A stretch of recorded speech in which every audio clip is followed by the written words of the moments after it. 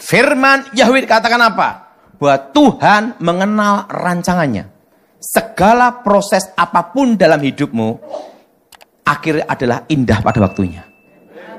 Nah, pada waktu kita mengalami masalah dan tantangan, waktu mengalami proses itu, kadang kita bertanya, apakah ini rencana Tuhan? Pada waktu kita ada musibah, pada waktu kita sakit, kadang kita berkata, kapan ini berakhir? Betul? Tapi akhir segala sesuatu, kalau kita dalam Tuhan adalah indah rancangannya. Saya percaya angkat tangan darah. Waktu saya mau sekolah Alkitab, saya berpikir satu hal. Bahwa sekolah Alkitab itu adalah sekolah para malaikat. Wong namanya aja sekolah Alkitab, betul?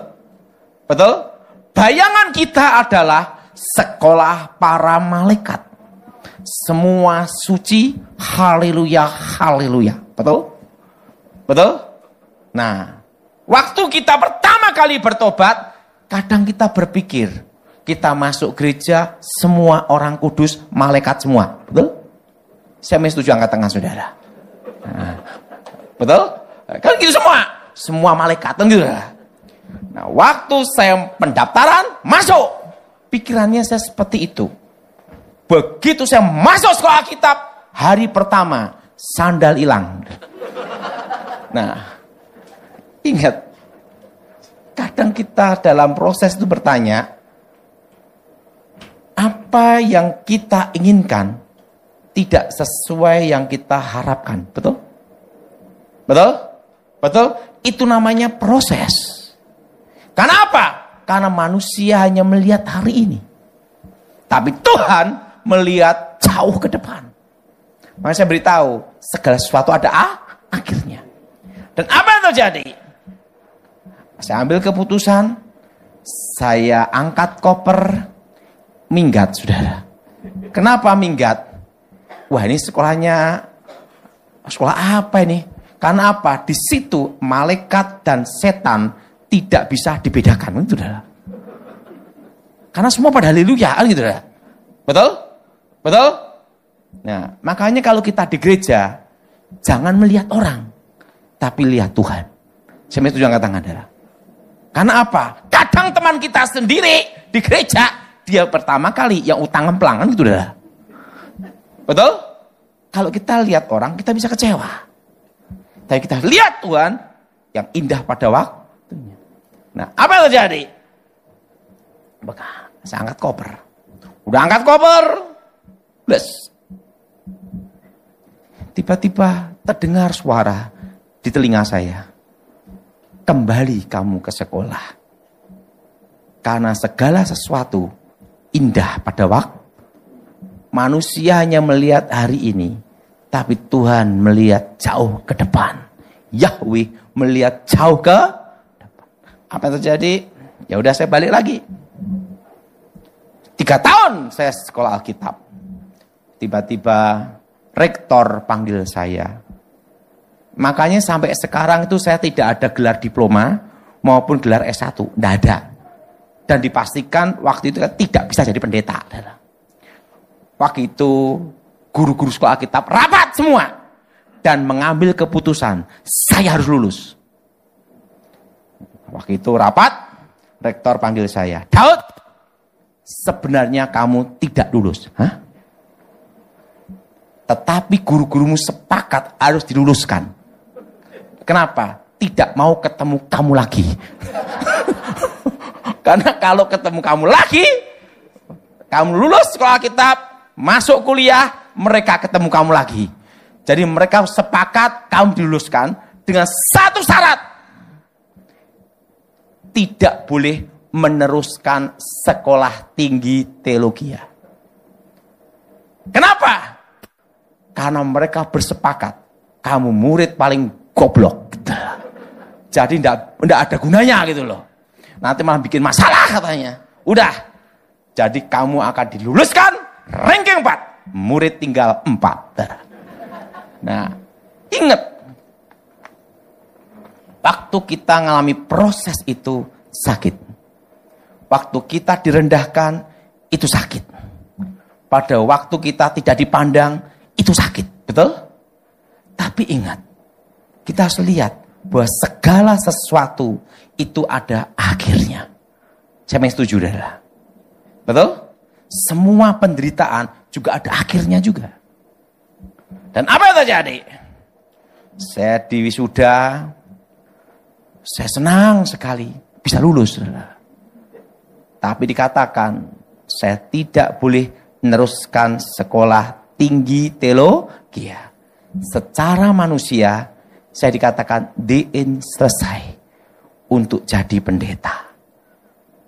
Karena syarat untuk menjadi pendeta waktu itu minimal S1 sarjana teologi zaman itu, saudara. Di gereja sidang jemaat, saudara. Dan itu peraturannya itu, saudara. Harus S1. Dan proses lama, saudara. Ya udah, penting lulus. Setingkat SMA. Jadi saya sampai sekarang hanya setingkat apa? Setingkat SMA saja, saudara. Pendalaman Alkitab itu aja, kayak som itu aja, saudara. Waktu wisuda, mama saya tidak ada, papa saya tidak ada, adik, kakak tidak ada semua. Akhirnya saya pulang naik angkot. Sampai rumah, ingat, saudara. Kadang apa yang kita doakan tidak seperti yang kita inginkan terjadi. Betul? Itu yang sering terjadi. Tapi kita harus lihat Tuhan. Begitu saya sampai rumah, ada berita yang harus saya terima kenyataan. Papa saya dipecat, adik saya dipecat, kakak saya dipecat. 1 hari dipecat rame-rame.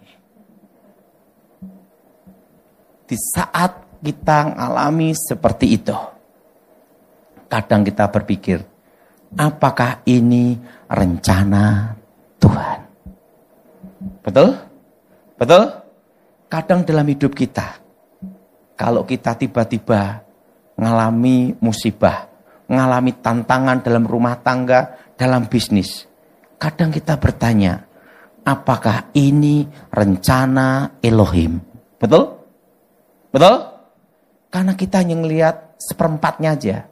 Tidak lihat sampai kita baru menjalani. Baru apa, saudara? Di dalam rumah tangga juga demikian. Kita menjalani. Betul? Nah, apa yang terjadi?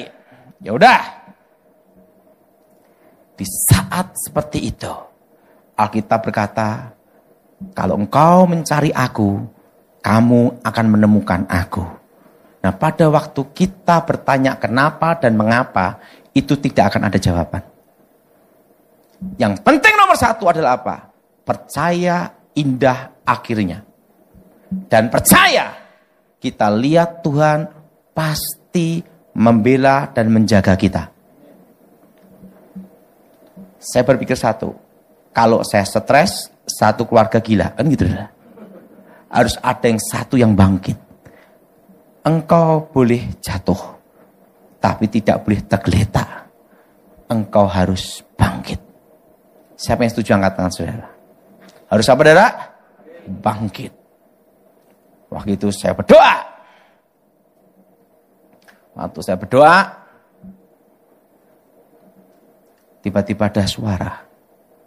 Apa yang ada di tanganmu, lakukan dengan setia. Tiba-tiba ada plastik bekas gula di tangan saya. Langsung saya tanya sama Tuhan, Tuhan, apakah aku mau jadi pemulung? Kan gitu, saudara. Orang plastik bekas, saudara. Plastik PP. Dan suara Yahweh bicara sama saya. Dengan tanda ini engkau akan menang. Segala sesuatu ada prosesnya.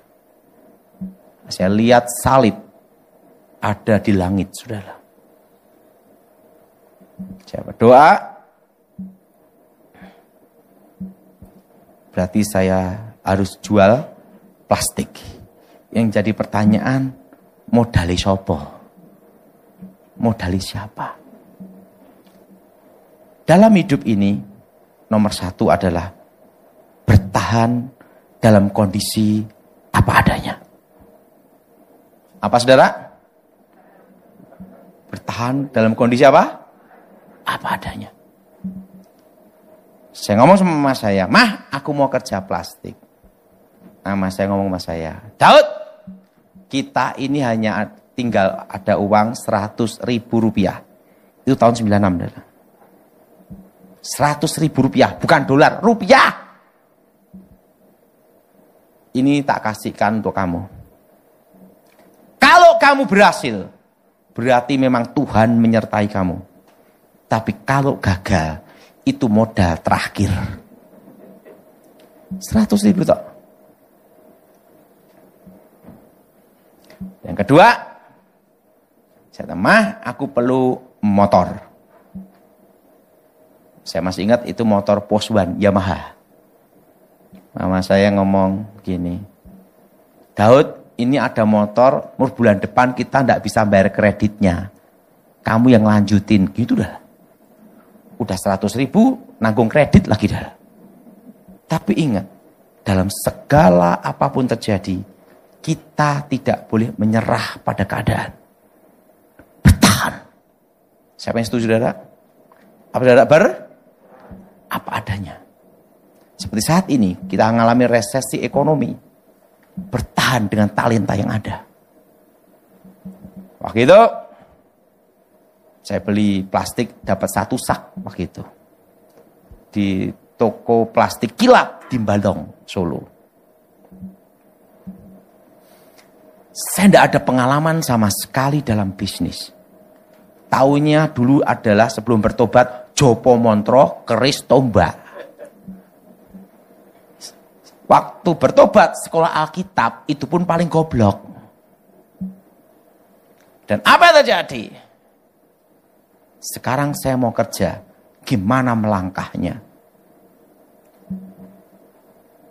Karena dalam kondisi seperti itu, saya di gereja berdoa, "Tuhan, aku tidak bisa tanpa Engkau."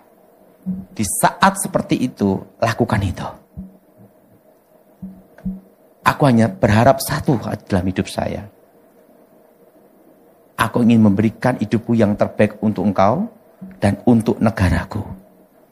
Doa saya itu tak di gereja. Tiba-tiba terdengar suara.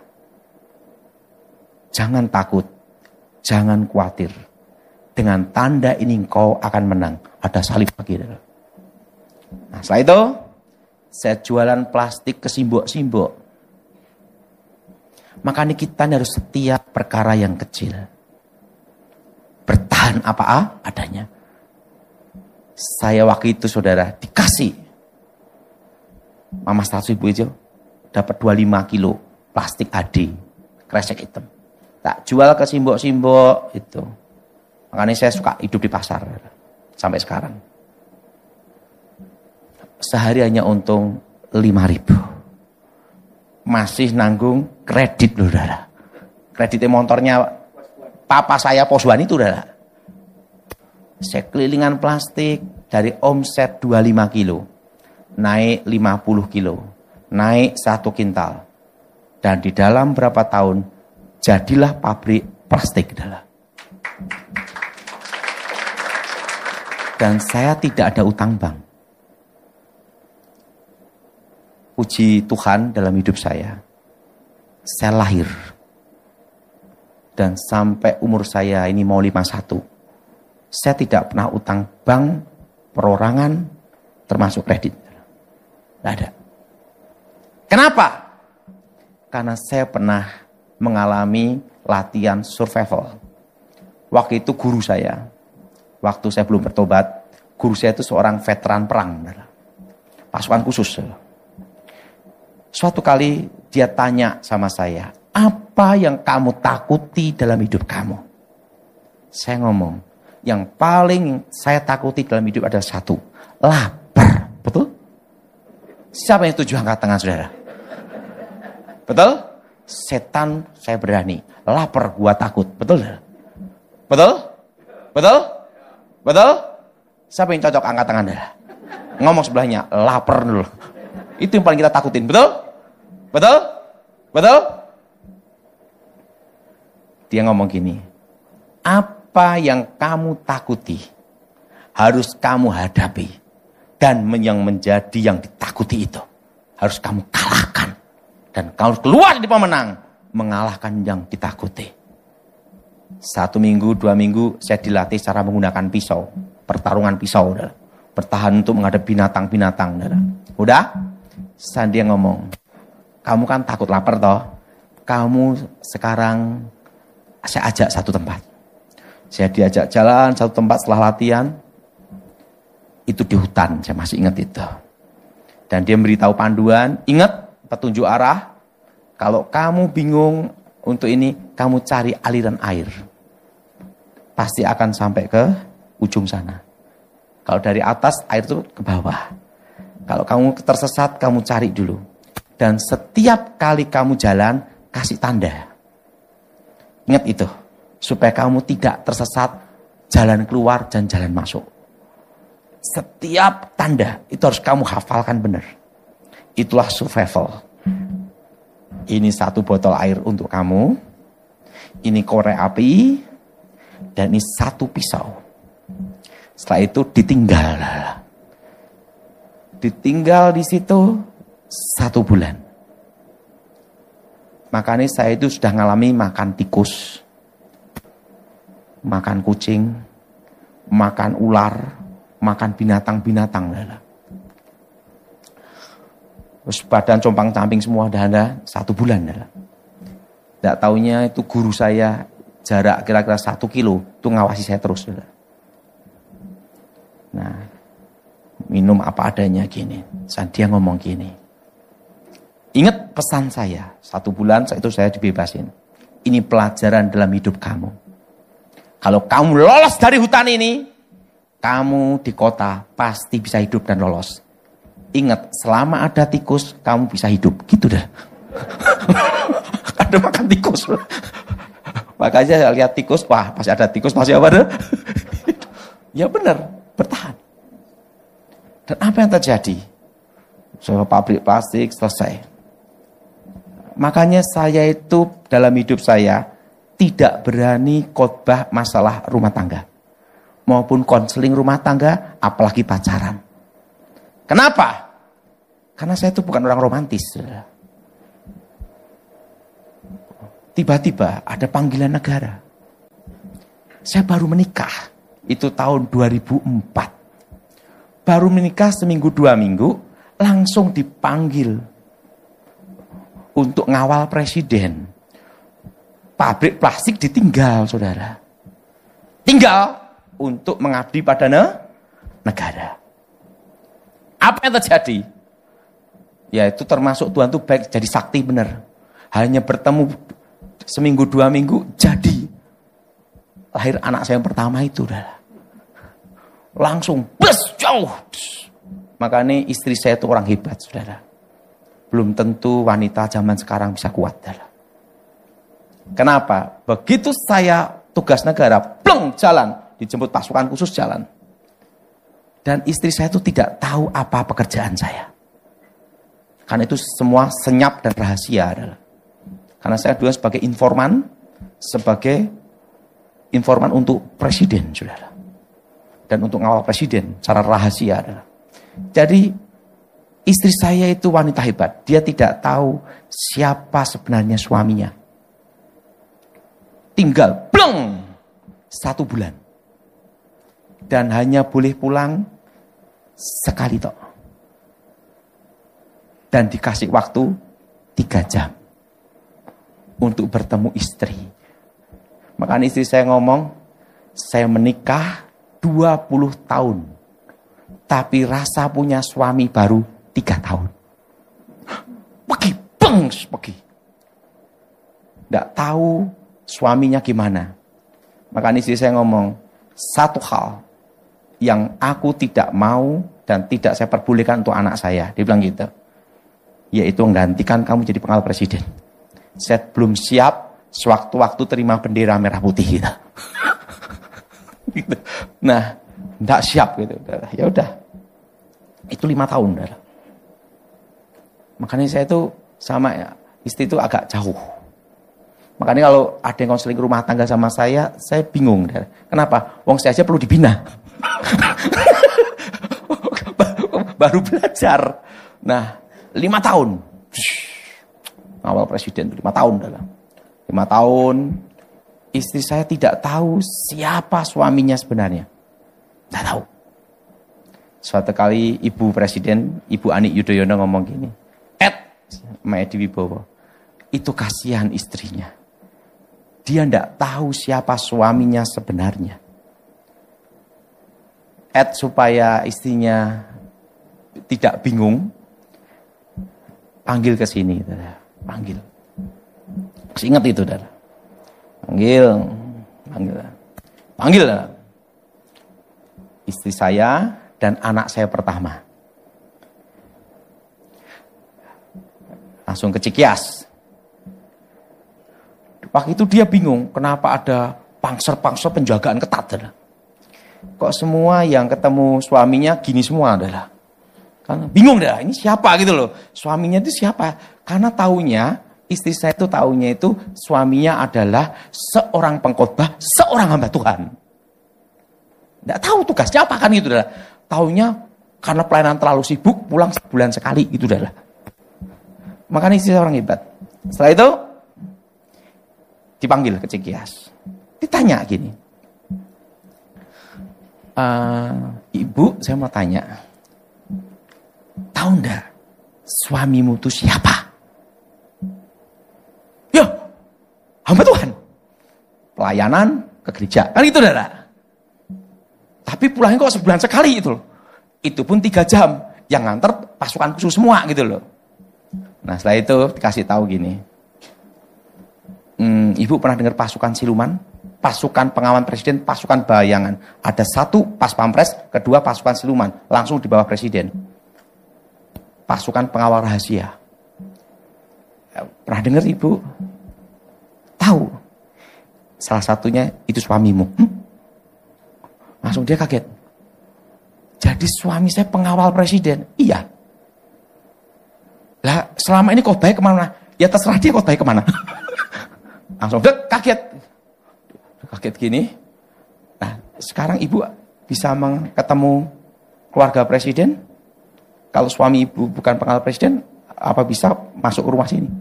Sembarangan. Bolak-balik gini. Nah dia pernah pengawal. Wah, baru istri saya tahu. Oh, tapi ibu tenang. Suami ibu tidak selingkuh. Kenapa? Lihat pasukannya, laki semua. Dan tenang, tidak ada yang homo. Wah, laki semua, Dara. Wah, kemana-mana kita laki semua, Dara. Karena dulu kan tim Evan, tim pendahulu. Jadi sebelum presiden ke lokasi, saya itu tim khusus. Maksimal 2 orang. Jalan, teng, naik motor, Dara. Nyusup, Dara. Pendataan, pemetaan, lihat pengamanan gitu dah. Itu 10 tahun. Ini jadi pertanyaan satu.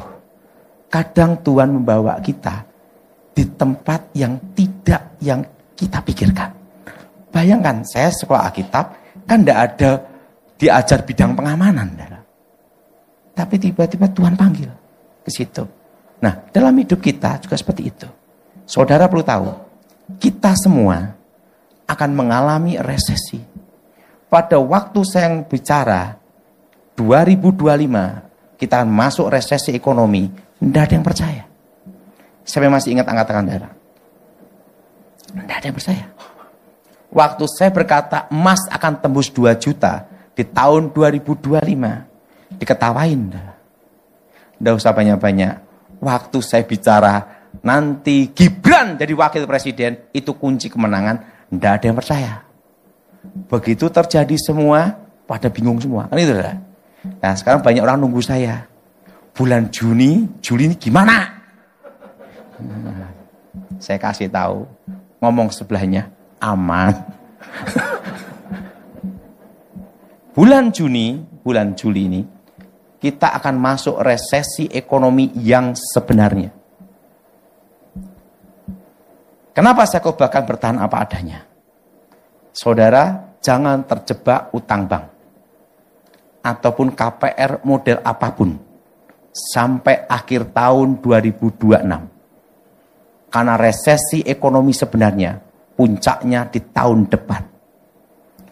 Saat ini ibaratnya orang tinju. Wah, tak. Nggak dirasain, gigi copot 5 nggak terasa. Karena waktu masih tinju. Pukul sini, wah nggak terasa. Wah, semangat. Habis tinjunya, besoknya jareme, betul nggak? Rasa gusi copotnya, rasa bengkaknya. Nah, rasa bengkak sama copotnya itu tahun depan. Jadi saudara, selama tahun ini dan tahun depan, bertahan apa adanya dengan talenta yang ada. Ikuti saya semua, apa yang aku tahu. Ikuti saya semua, apa yang aku tahu. Apa yang aku alami. Itu bukan kebetulan. Itulah talenta. Itulah masa depan. Itulah rancangan Tuhan yang penuh harapan. Artinya apa? Kalau engkau taunya plastik, fokus ke plastik. Kalau engkau taunya adalah salon, fokus ke salon. Kalau kamu taunya pelayanan, fokus pelayanan. Engkau taunya itu adalah trading, lakukan trading. Nggak usah mencoba bisnis baru dulu. Karena masih uji coba. Engkau bertahan sampai 2026. Akhir tahun. Dan harga properti, harga tanah akan drop, stagnat, berhenti. Karena daya beli masyarakat turun sampai 2026. Jelas? Jelas? Jelas? Nah, 2026 inilah puncaknya resesi. Tapi Tuhan bicara, Elohim bicara, Yahweh bicara, bahwa aku memelihara umatku di tengah-tengah kesusahan. Siapa yang percaya angkat tangan saudara? Jadi ingat, kalau taunya adalah dokter, fokus dokter. Taunya catering, fokus catering. Untuk bertahan. Dan jangan ada pengembangan bisnis apapun sementara waktu. Kenapa? Karena ini daya beli akan drop sampai 2026. Kok bisa tahu gimana Pak Daud? Tahun 96-97 saya mengalami kecelakaan. Dan roh saya dibawa ke surga. Ditunjukkan masa depan. Sampai 2035. Dan disitulah saya diberitahu bagaimana untuk rakyat Indonesia untuk bertahan. Terutama anak Tuhan, umat Tuhan. Pak taunya jual motor, fokus jual motor untuk bertahan. Sekarang ini adalah tahun bertahan. Dan dalam kondisi apapun, jangan terjebak utang bank ataupun KPR. Kalau sudah terlanjur gimana? Jangan nambah lagi. Stop, jangan nambah lagi. Bertahan. Siapa yang setuju angkat tangan saudara? Jelas? Dan ingat, ada yang tanya sama saya, emas naik apa lagi enggak? Saya beritahu, kalau emas 1,7, 1,6 itu waktunya beli. Tapi kalau sudah 2 juta ke atas, stop dulu. Kenapa saudara? Lakukan aja.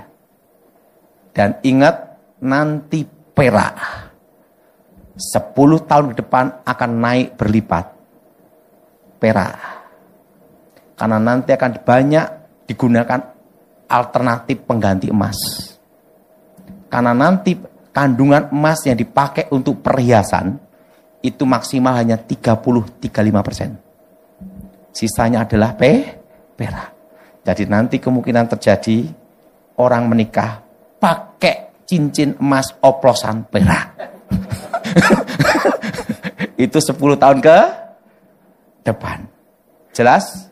Jelas? Jelas? Jadi saat ini adalah tahun apa adalah kalau yang usia di bawah 50, simpan perak untuk 10 tahun ke depan. Kalau yang usia 70 tahun ke atas, jangan simpan perak. keburu mati. Karena masih 10 tahun lagi. Jelas? Jelas? Jelas? Jadi yang usia di bawah berapa, saudara? 50. Beli apa, saudara? Perak, investasi. Kalau di atas 70, beli emas saja. Liquid, saudara. Karena apa? Perak masih 10 tahun lagi. Udah 70, udah gini-gini, saudara. 80, hanya Tuhan yang tahu. Jadi, simpan apa, saudara? Perak. Karena perak nanti naiknya berlipat-lipat. Nanti saudara yang main saham, ingat saya kasih tahu, yang main saham, semua saham nanti engkau lihat nanti di bulan Maret, baru engkau bergerak di saham. Nanti akan tahu perusahaan-perusahaan PT Tibika yang bertahan itu seleksi dari alam. Saudara, seleksi ekonomi. Jadi perusahaan-perusahaan yang betul-betul kuat dan bertahan akan terseleksi di tahun ini. Jelas? Jelas? Nah, baru tahun depan saudara mengambil keputusan. Dan kalau untung harus ingat Pastor Billy dan saya. Komisi 2% aja. Yang main saham bulan berapa, saudara? Bulan Maret. Akan kelihatan dalam 1 tahun. Dalam 1 tahun, tahun ini, saudara, yang lolos. Karena kalau gorengan saja, tahun ini lewat. Kalau tahun depan bisa lolos dari tahun ini, berarti sudah terbukti. Nah, itu di bulan apa? Maret. Dan ingat, saudara, saudara yang mengalami kena PHK, jangan takut dan jangan khawatir. Suatu kali ada orang dari kerja tekstil, berhenti kerja. Dia bingung sama saya, Pak, saya mau kerja apa? Saya mau kemana ini hidup saya?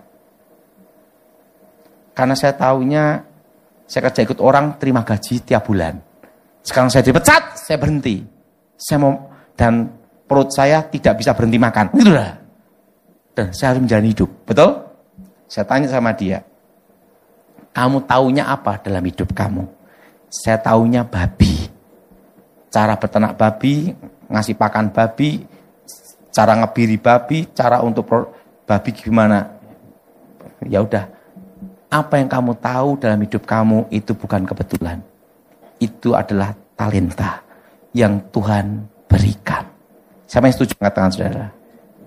Untuk bertahan apa? Apa yang ada. Udah, dia fokus babi dan ternak babi berhasil. Dia datang ke saya lagi ngomong gini, Pak, sekarang saya berhasil ternak babi. Ingat, penting kamu jangan jadi babinya sendiri. Satu hal, bertahan. Yang kuliner, saya beritahu, yang bisnis kuliner semua, arahkan semua ke kuliner Nusantara. Karena di masa depan, Cina menguasai ekonomi Indonesia, dan nanti koki-koki Cina akan banyak di Indonesia. Asri lawan Kawi, menangnya asli, saudara. Betul? Betul? Betul? Betul? Jadi ingat, tapi engkau tidak usah takut tentang masa depan. Masa depan indah pada waktunya. Segala masalah, segala sakit, segala penderitaan, semua ada akhirnya. Siapa yang setuju, adalah satu pesan Tuhan untuk kita, bertahan dan hidup apa, saudara? Apa adanya. Dan ingat, anak-anak muda zaman sekarang yang di bawah usia 30 tahun akan masuk generasi alfa, hanya mengharapkan warisan, hibah dimodali orang tua dan wasiat. Karena nanti perpajaan akan diperketat terus sampai 2035. Asal usul uang dari mana? Kamu anak muda umur berapa? 25, 5 miliar uang dari mana? Itu yang ditelusuri semua. Itu yang menciptakan generasi alfa. Jelas, saudara? Jelas? Makanya anak-anak muda semua harus baikan sama orang tua. Kenapa? Ingat, modal, wasiat, hibah, warisan. Kok do ketawa kabeh lah. Ya memang kenyataannya gitu dah.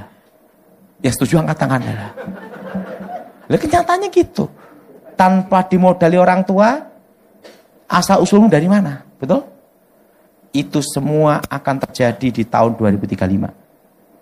Jadi saudara semua, saya percaya siang ini, hari ini, saya percaya kita semua bertahan.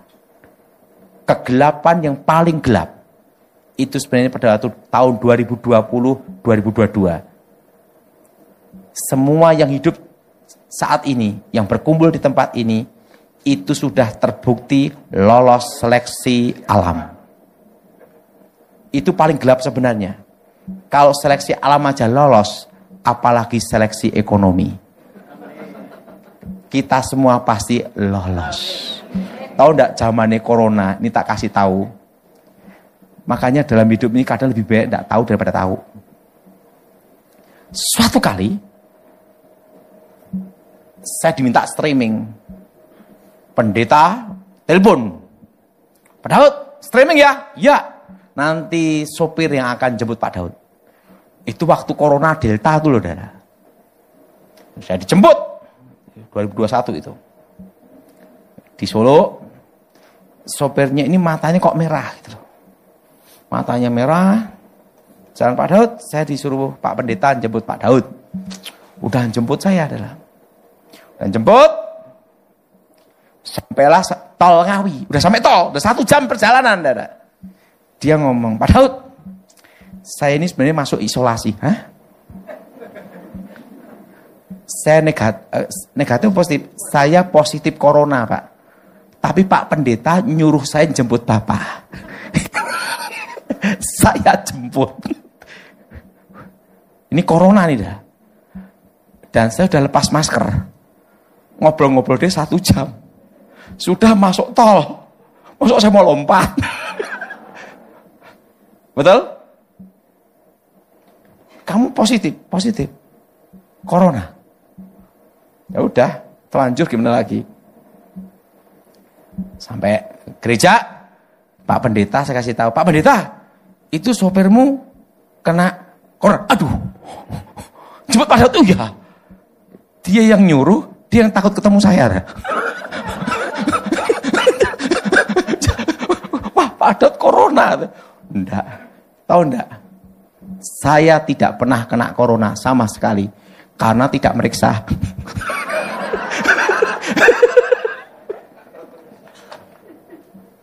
Mati ya wis lah gitu. Lah sekarang gimana? Kita tahu juga stres, lebih baik enggak tahu, betul lah? Ya udahlah gitu. Keluyuran kemana-mana. Tahu enggak, saya itu waktu zaman corona itu paling happy dah. Lah orang pada ngumpet kan jalan sepi dah. Saya naik mobil dari Jakarta sampai Bali dah. Wah, setelah itu kapan kayak gini lagi gitu dah. Mati ya sudah. Apa yang kamu takuti itu yang datang. Setuju? Setuju? Saya tidak pernah kena corona karena belum pernah apa? Amin. Amin. Dan waktu corona itu yang paling sakti orang batuk. Bubar. Sebelum tak akhiri ini ada cerita. Kenapa saya trauma dengan dokter gigi? Itu ada sejarahnya adalah waktu 2021 saya sakit gigi. Sakit gigi enggak. Dibor. Bor sealatnya itu masih di mulut saya gini ya. Waktu itu saya batuk, langsung gigi semua. Lah kendalanya bornya gigi sama alatnya itu masih di sini. Jadi mulut saya gini terus. Dokter gini semua. Udah di rapid test belum? Saya kada bisa ngomong Kak, artinya. Dia gini semua. Tahu enggak? Setengah jam. Mulut saya gini terus. Sabor sama alatnya nyangkut ini.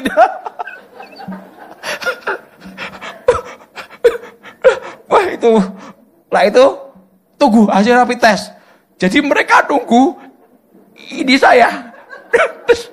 Oh negatif baru dicopot. Tapi kendalanya kan setengah jam gitu. Jadi bornya itu, bornya salatnya. Makanya saya tidak lupa dari gigi ini. Ini korban setengah jam. Dan coba bornya, kan modelnya kan gini. Gini ada bornya. Lah itu mulut saya itu ininya dah. Setengah jam gitu. Makanya tadi saya ketemu dokter gigi, waduh dokter gigi. Kenapa?